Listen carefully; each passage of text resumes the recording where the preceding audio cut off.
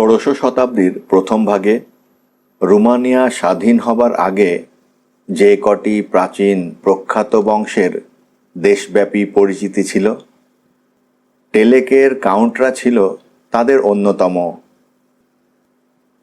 এই পরিবারের নাম জড়িয়ে আছে রোমানিয়ার রাজনৈতিক পরিবর্তনের ইতিহাসের সঙ্গে। এই পরিবারেরই শেষ বংশধর কাউন্ট ফ্রান্স ডি টেলেক। কালের বিবর্তনে ক্রোজোয়ার অদূরে এখনও টিকে আছে টেলেক প্রাসাদ। সেই প্রাসাদেই বড় হয়েছেন কাউন্ট, থেকেছেন বাবা মার সঙ্গে। পরিবারের যেমন নাম তেমন অর্থ। ভোগ বিলাস ও তাবৎ সুবিধার অভাব ছিল না প্রাসাদে। তাই তাঁরা বছরে দু একবার ক্রাজোয়া শহরে যাওয়া ছাড়া কখনো প্রাসাদ থেকে বেরই হতেন না। কাউন্টের শিক্ষক ছিলেন একজন ইতালিয়ান পুরোহিত। পুরোহিত তার সাধ্যমতো শিক্ষা দিয়েছেন কাউন্টকে। তাই প্রাসাদের বাইরের জগৎ থেকে বিচ্ছিন্ন থাকায় বিজ্ঞান, শিল্প, সাহিত্য ইত্যাদি বিষয়ে কোনো শিক্ষালাভের সুযোগ পাননি তিনি। অন্যদিকে অবশ্য বন জঙ্গলে ঘোরাফেরা করে অত্যন্ত সাহসী হয়ে উঠেছিলেন কাউন্ট। শুধু একটা ছুরি হাতে চলে যেতেন গভীর বনাঞ্চলে। ছুটেছেন হিংস্র সাপদ, শিংওয়ালা হরিণ বা বুনো ভালুকের পেছনে। পাহাড়ে জঙ্গলে কাটিয়েছেন দিনের পর দিন, রাতের পর রাত। প্রকৃতির সমস্ত প্রতিকূলতার সঙ্গে লড়ে লড়ে গড়ে তুলেছিলেন নিজের সুঠাম দেহ। অর্জন করেছিলেন দুরন্ত সাহস। ভয় কাকে বলে জানেন না কাউন্ট। কাউন্টের মা যখন মারা যান তখন তার বয়স 15। 21 বছর বয়সে পিতাকে হারান তিনি। যৌবনের শুরুতেই তিনি হয়ে পড়লেন একা। বয়সের ভারে একদিন তার শিক্ষকও মারা গেলেন। বিশাল প্রাসাদপুরীতে তার কাছের মানুষ আর কেউ রইল না। কেমন এক আচ্ছন্নতার মধ্যে কেটে গেল 3 বছর। প্রাসাদের ভেতরেই কাউন্ট গড়ে তুলেছিলেন তাঁর নিজস্ব ভুবন। কোথাও যেতেন না। মাঝে মধ্যে বুখারেস্টে গেলেও 2-1 দিনের মধ্যেই ফিরে আসতেন। কিন্তু এভাবে তো মানুষের দিন চলে না, বিশেষ করে কাউন্টের মতো একজন তরুণের। তাই মনের শূন্যতা দূর করতে তরুণ কাউন্ট মনস্থ করলেন দেশ ভ্রমণের। অর্থ আছে অঢেল, সুতরাং ইউরোপের ছোট বড় শহরে মাসের পর মাস কাটিয়ে আসতে কোনো বাধা নেই। প্রাসাদের 4 গণ্ডির মধ্যে থেকে যা শেখা হয়নি তাই শিখবেন দেশ থেকে দেশান্তরে ঘুরে ঘুরে। সুতরাং আর দেরি করলেন না কাউন্ট। পুরানো কর্মচারীদের হাতে ক্রাজোয়া প্রাসাদের দায়িত্ব দিয়ে বের হয়ে পড়লেন অজানার উদ্দেশ্যে। ভ্রমণ সঙ্গী নিলেন একজন প্রাক্তন সৈনিক রোজকোকে। রোজকো প্রাসাদে কাটিয়েছে 10 বছর এবং কাউন্টের সহচর হয়ে ঘুরেছে বনে বাদাড়ে। ভ্রমণের প্রথম যাত্রা বিরতি ইতালিতে। ইতালিয়ান গৃহশিক্ষকের কারণে ইতালিয়ান ভাষা ভালো জানা ছিল কাউন্টের। ঘুরে ঘুরে দেখলেন ভেনিস, ফ্লোরেন্স, রোম, নেপলস। ভালো লাগলো সেখানকার শিল্পকলাকে। এই শিল্পকলার বিষয়ে জ্ঞানার্জনের উদ্দেশ্যে 4 বছর কাটিয়ে দিলেন ইটালিতে। মন্ত্রমুগ্ধের মতো তাকে টেনে রাখল ইটালীয় আর্ট গ্যালারিগুলো। ইটালীয় কারাচর্চায় মোহিত হলেন তিনি। তরুণ কাউন্টের মন মোহাবিষ্ট হয়ে গেল শাশ্বত সৌন্দর্যের ছোঁয়া পেয়ে। রূপ, রস, গন্ধে আপ্লুত হয়ে স্বপ্নের মতো ইটালিতে কাটালেন 4টি বছর। তারপর একদিন ঠিক করলেন এবার বাড়ি ফিরবেন, বিশ্রাম নেবেন প্রাসাদে। তারপর যাবেন ফ্রান্স, জার্মানি, স্পেন, রাশিয়া আর ইংল্যান্ডে। পরিকল্পনা মতো বাড়ি ফেরার আগে শেষবারের জন্য গেলেন নেপলসে। আর সে যাওয়াই তরুণ কাউন্ট ফ্রান্স ডি টেলেকের জীবনের গতিধারাকে লণ্ডভণ্ড করে দিল। ভেস্তে গেল তার সব পরিকল্পনা। কাউন্ট যখন নেপলস পৌঁছেন তখন লা স্টিলার সঙ্গীতানুষ্ঠান চলছিল সান কার্লো থিয়েটারে। মিষ্টি সুরেলা গলার অধিকারিণী লা স্টিলা ইতালির নামি দামি অভিনেত্রী। ইতালির সঙ্গীত পিপাসুদের কাছে সে এক স্বপ্ন। তার নামে সবাই পাগল। গীতিনাট্যের চর্চা ইতালিতে বেশি বলে ইউরোপের অন্য কোথাও যায়নি সে, যাওয়ার ইচ্ছেও নেই।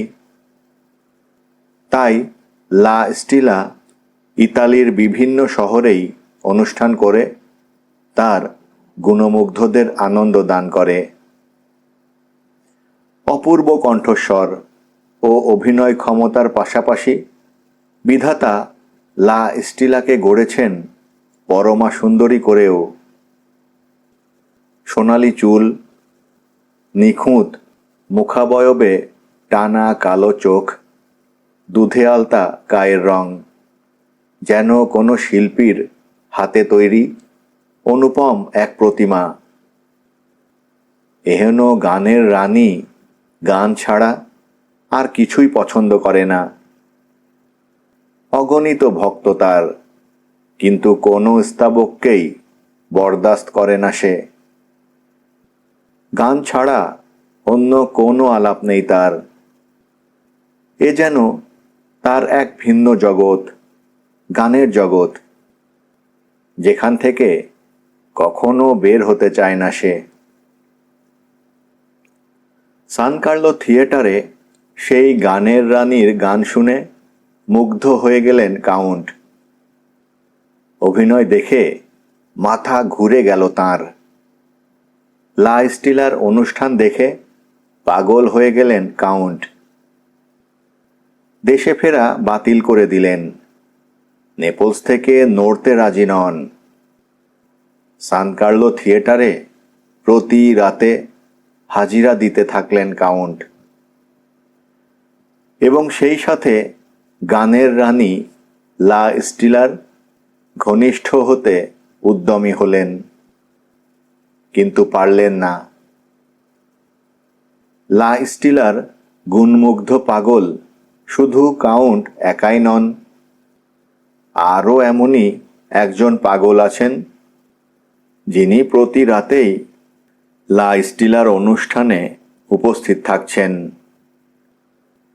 কাউন্ট তো মাত্র কদিন, কিন্তু সেই লোক ঘুরছেন 6 বছর ধরে। ইতালির যে থিয়েটারে লা স্টিলা, সেখানেই সেই রসিক লোক। একা একটি বক্সে নিরিবিলি বসে অনুষ্ঠান উপভোগ করেন তিনি। তারপর অনুষ্ঠান শেষ হবার সঙ্গে সঙ্গেই দর্শকদের ভিড়ে মিশে লাপাত্তা হয়ে যান। এই রহস্যময় লোকটির চেহারা কেউ কোনো দিন দেখেনি। সারা গা ঢাকা থাকে কালো আলখেল্লায়, মুখ ঢাকা থাকে টুপিতে। এই রহস্যময় লোকটির আবার লা স্টিলার সঙ্গে আলাপ করার কোনো আকুলতা নেই। গান শুনে আর অভিনয় দেখেই তিনি মুগ্ধ। তার বাইরে আর কিছু পাবার আগ্রহ নেই তার। কিন্তু কে এই রহস্যময় লোক? তিনি কি সত্যিই একা? তা অবশ্য নয়। হলের ভেতরে বক্সে একা বসলেও তার একজন নিত্যসঙ্গী আছে, যে সব সময় হলের বাইরে থাকে। সে লোকটার অদ্ভুত চেহারা, মাথাটা যেন মড়ার খুলি, ডান চোখে কালো ঠুলি, বাঁ চোখে সবুজ চশমা। মাঝারি গড়নের এই লোকটার বয়স বোঝা মুশকিল। লোকটার একটা অদ্ভুত স্বভাব, অনর্গল কথা বলা। লোকটা একজন মস্ত বৈজ্ঞানিক। ল্যাবরেটরিতে কি এক রাসায়নিক পরীক্ষা চালাতে গিয়ে ডান চোখটি হারিয়েছে। তার বকবক বকবক শুনে লোকজন হাসি ঠাট্টা করত। কেউ কেউ বলতো বড়লোকের পোষা বৈজ্ঞানিক, নাম আরফানিক। যে কাজ লা স্টিলা জীবনে কোনোদিন করেননি, সেই কাজই একবার করেছিল। আরফানিকের রহস্যময় সঙ্গীটির নাম ঠিকানা জানতে চেষ্টা করেছিল সে, কিন্তু পারেনি। তার নাম, বংশ পরিচয়, চলাফেরা ইত্যাদি সম্পর্কে কোনো কিছুই জানা যায়নি। আর এ নিয়ে মানসিক অস্বস্তিতে ভুগেছে লা স্টিলা। রহস্যময় সে লোকটা এসে এখনো বসে সামনের প্রাইভেট বক্সে। স্টেজ থেকে তাকে দেখা না গেলেও লা স্টিলা বুঝতে পারে, অন্ধকারেও দুটো চোখ অপলক চেয়ে আছে তার দিকে। সেই চোখের দৃষ্টি অনন্ত সঙ্গীত পিপাসা বুঝি লা স্টিলার সঙ্গীত প্রতিভাকে গিলে খাবে। লোকটাকে দেখতে অনেক চেষ্টা করেছে, কিন্তু পারেনি। কিন্তু দিন দিনই সেই না দেখা চোখের অদৃশ্য দৃষ্টি অসহ্য হয়ে উঠছিল লা স্টিলার কাছে।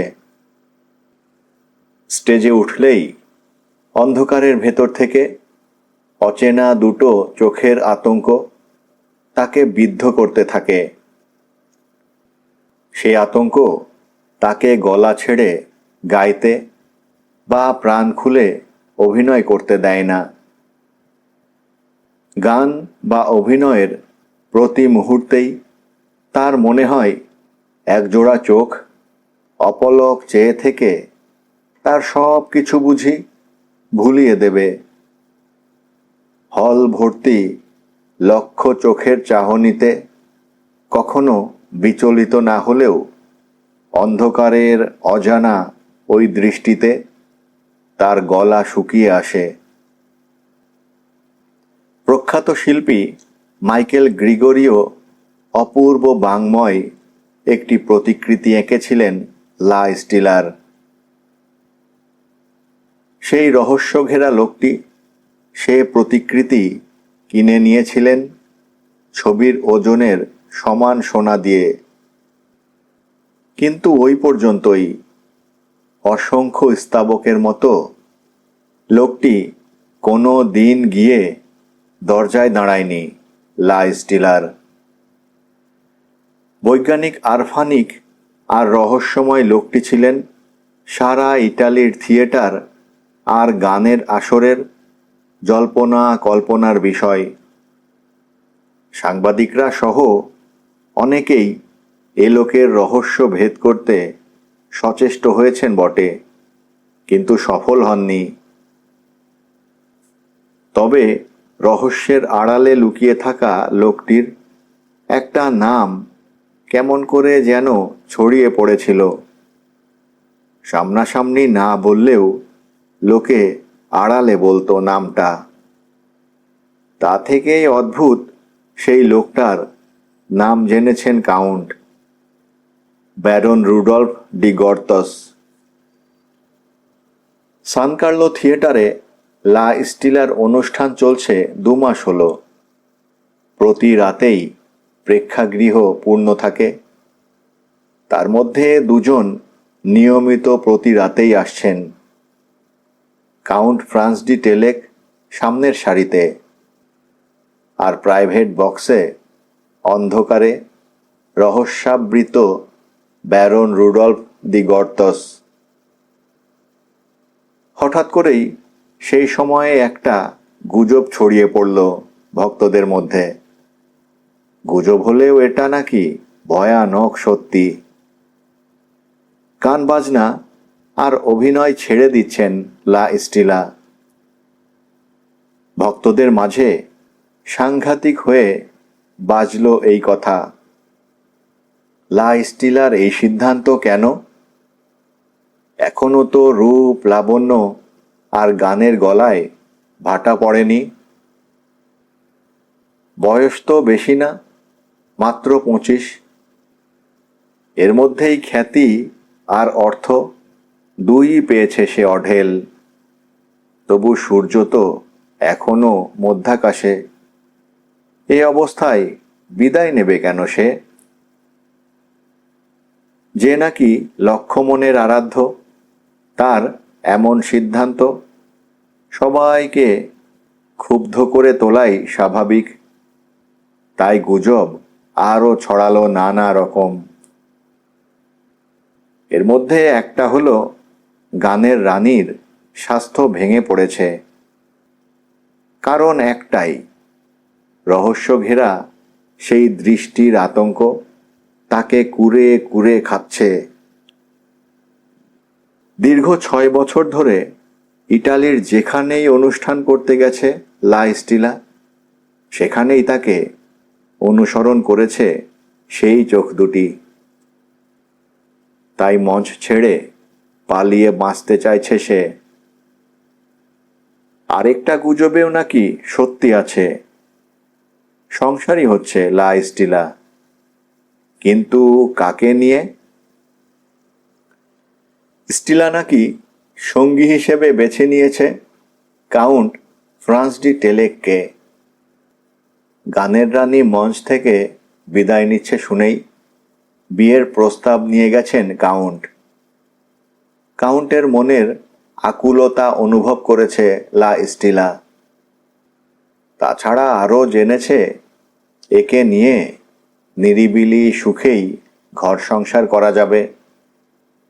তাই কাউন্টের প্রস্তাবে মত দিতে দ্বিধা করেনি লা স্টিলা। কিন্তু এই গুজবে অস্থির হয়ে পড়লেন রহস্যময় ব্যারন। তবু আসছেন থিয়েটারে, কিন্তু এখন সাথে থাকছে আরফানিক। তারপর এলো সেই শেষ দিন। মঞ্চে লা স্টিলার শেষ অনুষ্ঠান।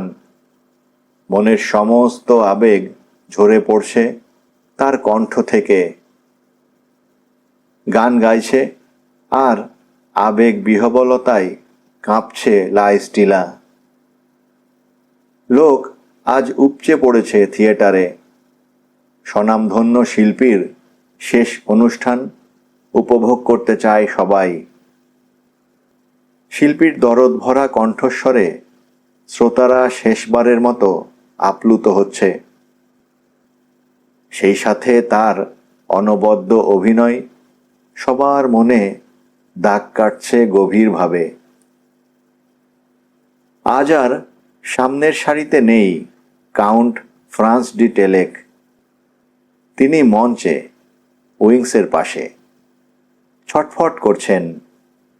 দেরি সইছে না তার। কখন শেষ হবে গান?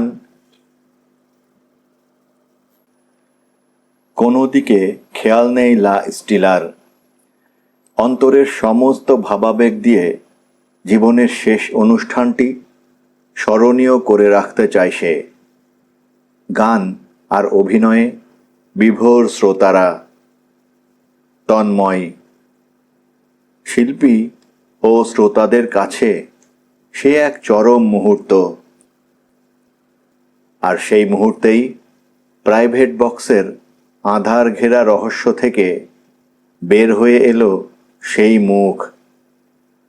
অন্ধকারের চোখ দুটো আলোতে এসে আরো বেশি জ্বলছে। ধীর পায়ে মঞ্চের কাছে এগিয়ে এলেন ব্যারন রুডল্ফ ডি গর্তস। লা স্টিলার চোখ পড়ল ব্যারনের চোখে, আর তক্ষুনি বিদ্যুৎ স্পৃষ্টের মতো থমকে গেলেন গানের রানী লা স্টিলা। আতঙ্কে ছাই হয়ে যাওয়া মুখখানা দুহাতে ঢেকে ফেললেন তিনি। তাল, সুরলয় মুহূর্তের মধ্যে সব লণ্ড ভণ্ড হয়ে গেল। গলা থেকে বেরিয়ে এলো এক ভয়ার্ত চিৎকার। সেই সাথে গলা দিয়ে উঠে এলো তাজা রক্ত। দুহাতের আঙুলের ফাঁক গলে নামতে লাগলো সেই উষ্ণ রক্তের ধারা। তারপর আর শুধু একটা বুক ফাটা আর্ত চিৎকার দিয়েই মঞ্চে লুটিয়ে পড়ল লা স্টিলা। হতবাক কাউন্ট ফ্রান্স ডি টেলেক ছুটে এলেন মঞ্চে। উপুড় হয়ে বসে পড়লেন লা স্টিলার এলিয়ে পড়া দেহের পাশে। রক্তাক্ত মুখখানা তুলে ধরলেন। দ্রুত নাড়ি দেখলেন ভাবী স্ত্রীর। আর সঙ্গে সঙ্গেই দর্শকদের হাহাকারে ভরে গেল সান কার্লো থিয়েটার। সবার মুখেই আহাজারি, হায় মারা গেছে, লা স্টিলা আর বেঁচে নেই। এরপর আর কিছুই মনে নেই কাউন্টের। কি করে তিনি হোটেলে পৌঁছেছেন তাও মনে নেই তার। গানের রানীকে সসম্মানে সমাহিত করার সময় সারা শহর ভেঙে পড়েছিল গোরস্থানে। কিন্তু সে সময় এলেন না দুজন। কাউন্ট তখনও অচেতন। আরেকজন গভীর রাতে উপস্থিত হলেন গোরস্থানে। পাথরের ফলকে সুন্দর করে খোদাই করা লা স্টিলা লেখা কবরের সামনে দাঁড়ালেন। দাঁড়িয়ে রইলেন অনেকক্ষণ নীরবে। যদি আবার শোনা যায় তার শেষ গানের সুর। ভোরের আলো ফোটার আগেই নেপলস ছেড়ে অজানার উদ্দেশ্যে পাড়ি জমালো আরফানিক ও ব্যারন। শোকে মুহ্যমান কাউন্ট পরদিন একটা চিঠি পেলেন। তাতে লেখা, কাউন্ট ডি টেলেক, লা স্টিলার মৃত্যুর জন্যে তুমিই দায়ী। তুমি তাকে মেরেছ। আমি তোমার সর্বনাশ কামনা করছি। ইতি রুডল্ফ ডি গর্তস। প্রথম ধাক্কা সামলে উঠলেও প্রচণ্ড জ্বরে দীর্ঘ 1 মাস ভুগতে হলো কাউন্টকে। চলল জমে মানুষে টানাটানি। জ্বরের ঘোরে ভুল বকতেন, কাউকে চিনতেন না। এমনকি রোজকো কাছে গেলেও ফ্যাল ফ্যাল করে শুধু তাকিয়ে থাকতেন কাউন্ট। আর শুধু জপতেন একটি নাম, লা স্টিলা, লা স্টিলা। কাউন্ট ফ্রান্স ডি টেলেকের অবস্থা দেখে সবাই ঘাবড়ে গেলেন।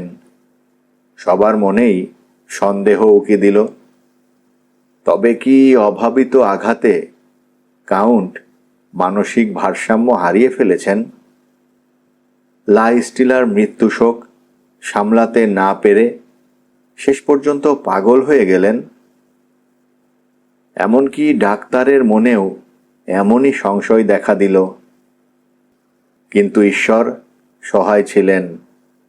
যমের দুয়ার থেকে ফিরে এলেন কাউন্ট। সেই সাথে ক্রমে ক্রমে মানসিক সুস্থতাও ফিরে এলো তার।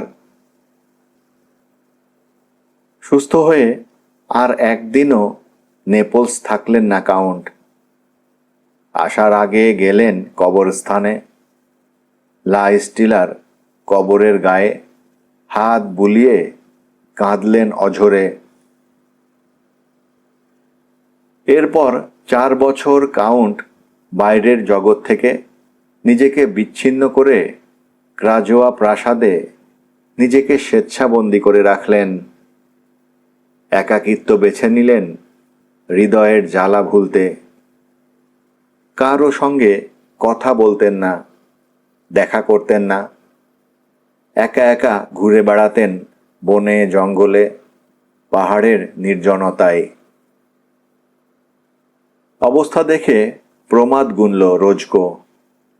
নিঃসঙ্গ বিষণ্ণতা যে কাউন্টকে আচ্ছন্ন করে ফেলেছে। এই অবস্থা আরও চলতে দিলে হয়তো তিনি সত্যি সত্যি পাগল হয়ে যাবেন। তাই রোজকো জেদ ধরল, দেশ ভ্রমণে বের হতে হবে। নির্জনতার গণ্ডির বাইরে গেলে মনটা ভালো লাগবে। আর তাই দেশ ভ্রমণে বের হয়েছেন কাউন্ট। গিরিমালা ও পাহাড়ে পাহাড়ে ঘুরে ফিরে কাটালেন কয়েক সপ্তাহ। তারপর মারস উপত্যকা হয়ে এসেছেন বার্স্ক গ্রামে। উঠেছেন একমাত্র সরাইখানা কিং ম্যাথিয়াসে। শুনলেন রহস্য ঘেরা কার্পেথিয়ান দুর্গের কথা।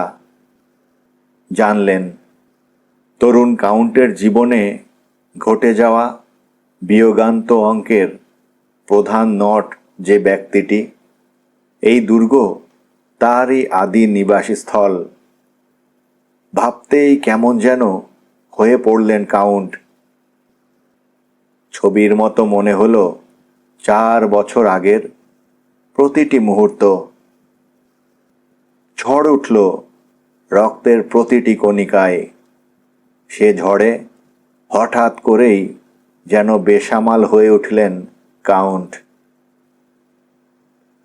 কাউন্টের মনের অবস্থা আঁচ করতে পারল রোজকো। ভেতরে ভেতরে শঙ্কা অনুভব করল সে। কারণ যথেষ্ট ধকল গেছে কাউন্টের ওপর দিয়ে। তা থেকে নেহাত ভাগ্যজোরেই রক্ষা পেয়েছেন তিনি। 4 বছর পর আবার কি সেই ধাক্কাই এসে লাগলো কাউন্টের সুপ্ত বাসনার মরা গাঙে?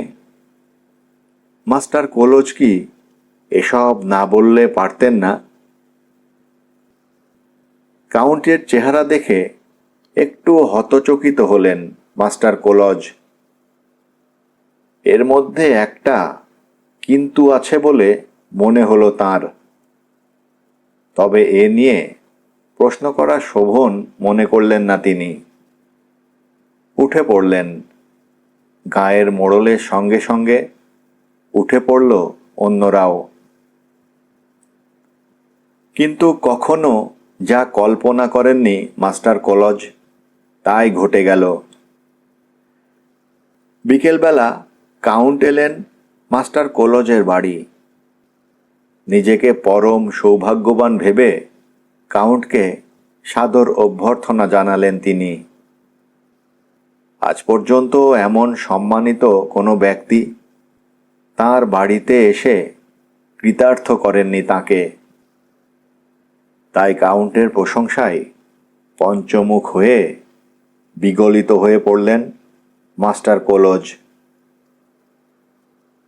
গাঁয়ের মোড়ল মাস্টার কোলজের অবস্থা দেখে একটু অস্বস্তি বোধ করলেন কাউন্ট।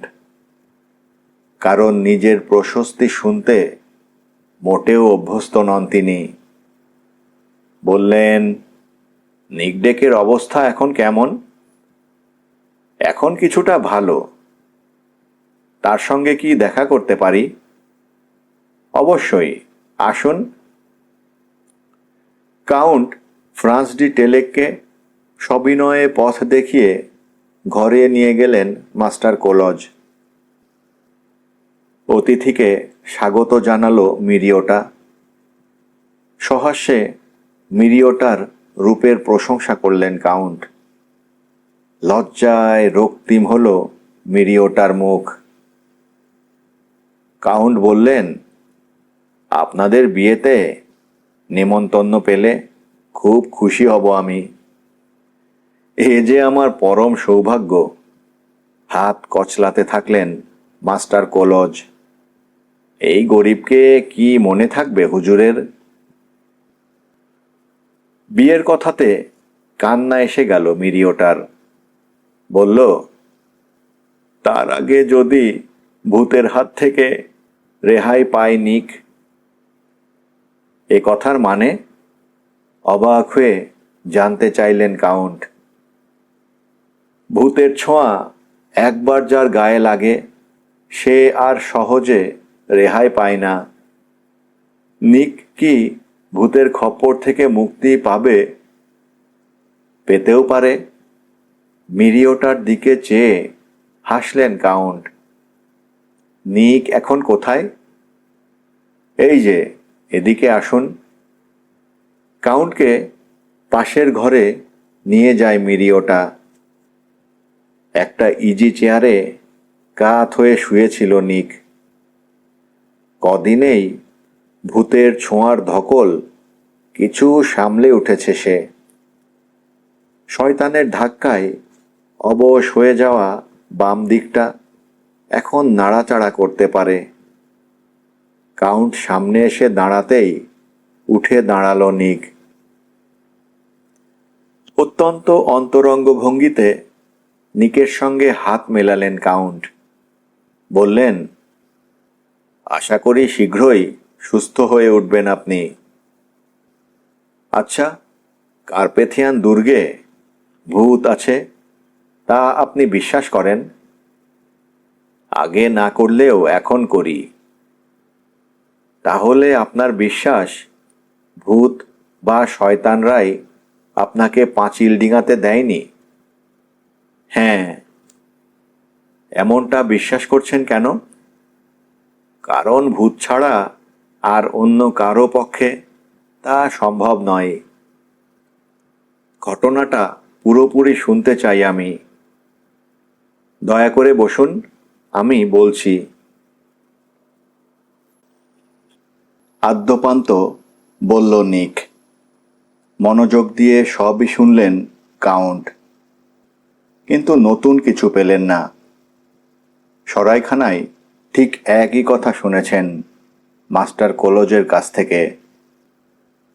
এবারও আগের মতোই কাউন্টের মনে হলো এর পেছনে মানুষ থাকাটা বিচিত্র কিছু নয়। যেসব অলৌকিক কাণ্ড কারখানাকে তারা শয়তানের কাণ্ড বলে মনে করছে তা মানুষের পক্ষেও শক্ত কিছু নয়। প্রচণ্ড ধাক্কায় মরতে মরতে বেঁচে গেছে নিক। নিকের ধারণা এমন ধাক্কা দেয়া কোনো মানুষের পক্ষেই সম্ভব নয়।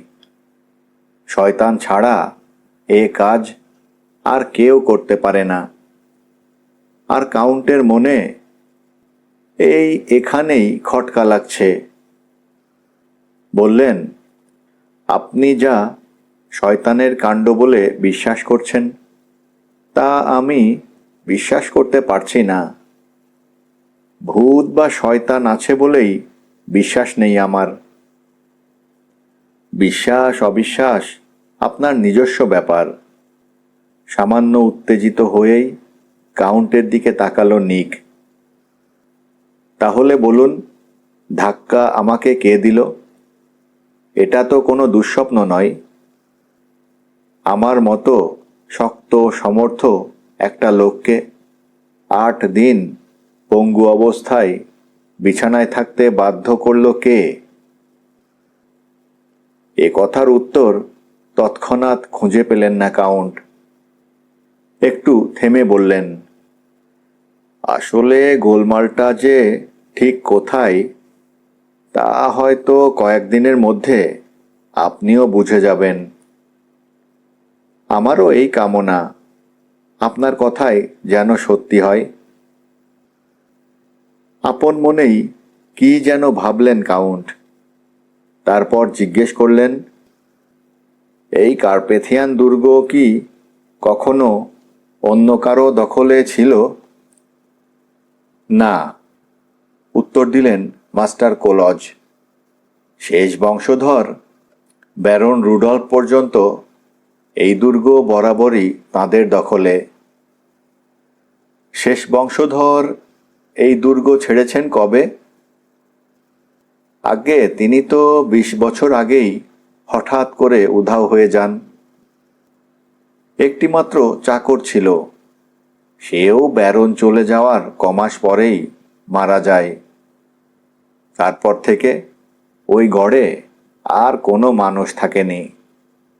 হানাবাড়ির মতো ক্রমেই তা ভূত প্রেতদের দখলে চলে যায়।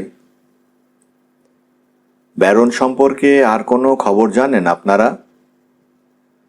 শুনেছি এখান থেকে চলে যাবার কিছুদিন পরেই মারা গেছেন তিনি। তিনি মারা যাননি, যেন স্বগতোক্তি করে উঠলেন কাউন্ট। মারা যাননি? চমকে উঠলেন মাস্টার কোলজ। চমকে দৃষ্টি বিনিময় করল নিক ও মিরিওটা। 5 বছর আগেও বেঁচে ছিলেন তিনি। আপনি কি নিজের চোখে দেখেছেন তাকে? হ্যাঁ, দেখেছি, ইটালির নেপলসে। তারপর? তারপর আর কোনো খবর জানি না। কাউন্টের কথায় কিছুটা চঞ্চল হয়ে উঠল নিক। বলল, এমনও হতে পারে পিতৃপুরুষের ভিটেতে সবার অজান্তে ফিরে এসেছেন ব্যারন রুডল্ফ। তেমন সম্ভাবনা আমার মনে হচ্ছে না। নিক কথা উড়িয়ে দিলেও সম্ভাবনার কথাটা নিজের মন থেকে উড়িয়ে দিতে পারলেন না কাউন্ট।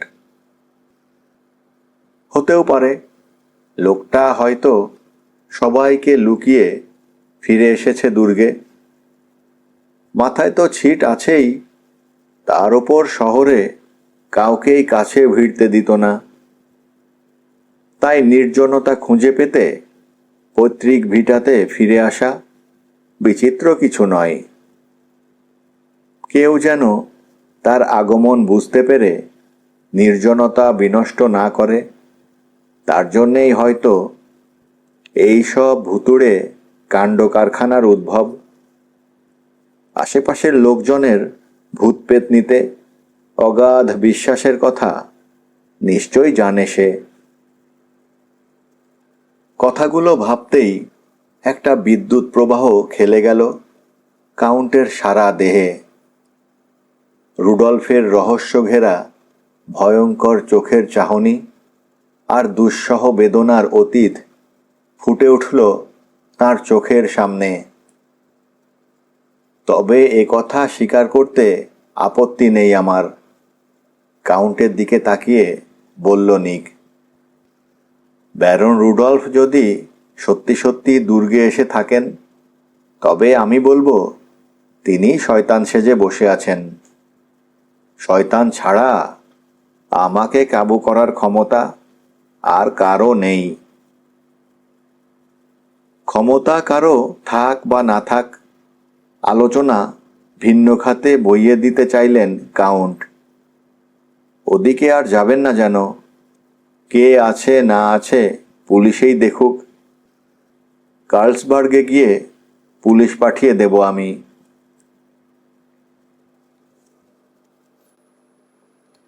সরাইখানায় ফিরে এসে আর কোথাও বের হলেন না কাউন্ট।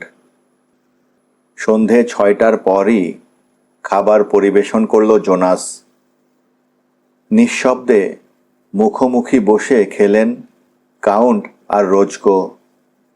খাওয়া শেষে ধূমপান করতে ছাদে চলে গেল রোজকো। হলঘর ভর্তি নীরবতার মাঝে একা বসে রইলেন কাউন্ট। স্মৃতির মণিকোঠায় জেগে উঠল সান কার্লো থিয়েটারের শেষ দিনটির শেষ দৃশ্য। 5 বছর গত হলেও সে দৃশ্যটা এখনো অত্যন্ত স্বচ্ছ। ব্যারন রুডলফের বীভৎস চেহারা, জলজলে চোখ, রুক্ষ চুল, সেদিনই প্রথম দেখেছিলেন কাউন্ট। প্রাইভেট বক্সের অন্ধকার থেকে সহসা বের হয়ে জ্বলন্ত চোখের দৃষ্টিতে যেন পুড়িয়ে মারতে চেয়েছিল সে লা স্টিলাকে। তারপর সেই চিঠি, কাউন্টই নাকি লা স্টিলার মৃত্যুর জন্যে দায়ী। লা স্টিলা আজ শুধুই স্মৃতি। কাউন্টের কাছে সে স্মৃতি আজ মধুর। একাকী বসে বসে সে স্মৃতির রোমন্থন ভালো লাগে তাঁর। সরাইখানার ইজি চেয়ারে গা এলিয়ে স্মৃতি রোমন্থনের মাঝেই ডুব দিলেন তিনি। কিছুক্ষণের মধ্যেই ঘুম হানা দিল তাঁর চোখে। তন্দ্রার আমেজে নিজেকে সঁপে দিলেন কাউন্ট। তক্ষুনি হলঘরের নীরবতাকে ভর করে ভেসে এলো এক মিষ্টি মধুর গানের সুর। তন্দ্রাচ্ছন্ন কাউন্টের মন প্রাণ চেতনা অজানা আমেজে ভরিয়ে দিল সে গান। কিন্তু ঘরে তো আর কেউ নেই। তবে কি স্বপ্ন? না, তাও তো নয়। বাতাসে ভর করে এসে কানের কাছে বাজছে সে সুর। স্টিফানো রচিত হৃদয়স্পর্শী সেই গান, চলো যাই হাজার ফুলের কাননে। যে গান লা স্টিলার কণ্ঠের শেষ গান, মন কেড়ে নিয়েছিল হাজারো মানুষের। এ কি শুধুই তন্দ্রা? হোক না, ক্ষতি কি? লা স্টিলার সেই কান্না ঝরানো গান বাজুক না কানের কাছে। কাউন্ট নিথর হয়ে শুনলেন সেই গান, এবং তা এক সময় ধীরে ধীরে মিলিয়েও গেল। যেন স্তব্ধ হয়ে গেল আবারও লা স্টিলার কণ্ঠ। আর অমনি চমকে উঠে দাঁড়ালেন কাউন্ট। তন্দ্রার ঘোর কেটে গেছে তাঁর। অত্যন্ত সচেতনভাবেই আবার শুনতে চাইলেন লা স্টিলার গান। কান পাতলেন ঘরের ভারী বাতাসে, কিন্তু হারিয়ে যাওয়া সে মধুর সুর আর ফিরে এলো না কানে। ঘুমিয়ে পড়া সারা গায়ে তখন নিঝুম রাত নেমেছে। চারদিকে শুধু ঝিঁঝি পোকার শব্দ, আর কাউন্টের বুকে এক রাশ হাহাকার, স্মৃতি, বেদনা।